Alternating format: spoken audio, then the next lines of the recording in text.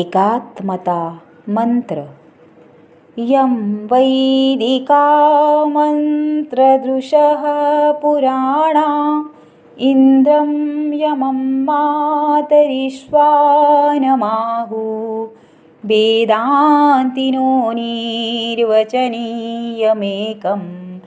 यं ब्रह्मशब्देन विनिर्दिशन्ति शैवायमीशं शिव इत्यवोचन् यं वैष्णवा विष्णुरिति स्तुवन्ति बुद्धस्तथा हर्निति बौद्धजैनः सत्श्रीयकालेति